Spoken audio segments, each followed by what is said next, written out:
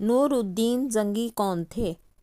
ایک رات سلطان نور الدین زنگی رحمۃ اللہ علیہ نے عشاء کی نماز پڑھی اور سو گئے کہ اچانک اٹھ بیٹھے اور نم آنکھوں سے فرمانے لگے کہ میرے ہوتے ہوئے میرے آقا دو عالم صلی اللہ علیہ وسلم کو کون ستا رہا ہے۔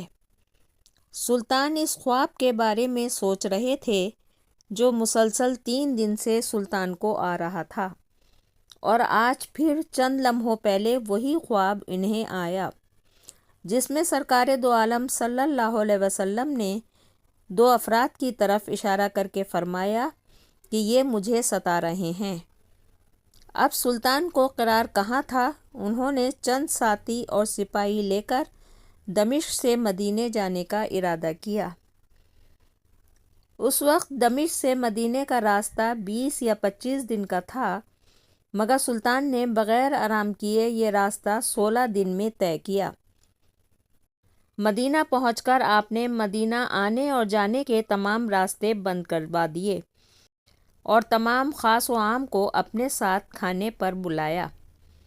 اب لوگ آ رہے تھے اور جا رہے تھے، آپ ہر چہرہ دیکھتے مگر آپ کو وہ 2 چہرے نظر نہ آئے۔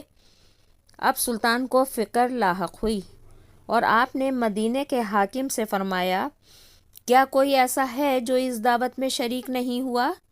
جواب ملا کہ مدینے میں رہنے والوں میں سے تو کوئی نہیں، مگر 2 مغربی زائر ہیں جو روضہ رسول کے قریب ایک مکان میں رہتے ہیں، تمام دن عبادت کرتے ہیں اور شام کو جنت البقیع میں لوگوں کو پانی پلایا کرتے ہیں، جو عرصہ دراز سے مدینے میں مقیم ہیں۔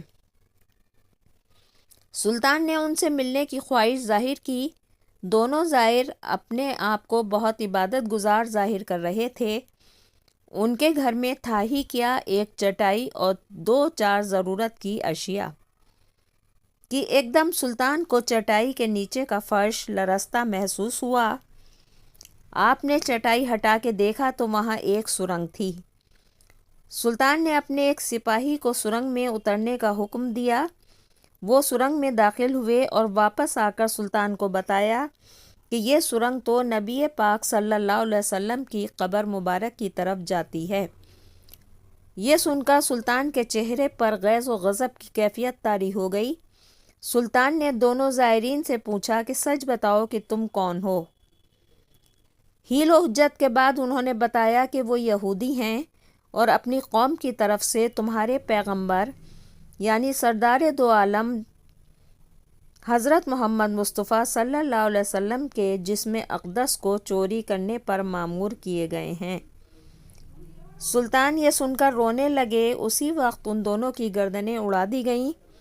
سلطان روتے جاتے اور فرماتے جاتے کہ میرا نصیب کہ پوری دنیا میں اس خدمت کے لیے اس غلام کو چنا گیا۔ اس ناپاک سازش کے بعد ضروری تھا کہ ایسی تمام سازشوں کا ہمیشہ کے لیے خاتمہ کیا جائے۔ سلطان نے مزدور بلائے اور قبر اقدس کے چاروں طرف خندق کھودنے کا حکم دیا، یہاں تک کہ پانی نکل آئے۔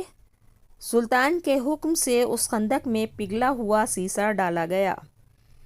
باز کے نزدیک سلطان کو سرنگ میں داخل ہو کر قبر انور پر حاضر ہو کر قدمین شریف کو چومنے کی سعادت بھی نصیب ہوئی۔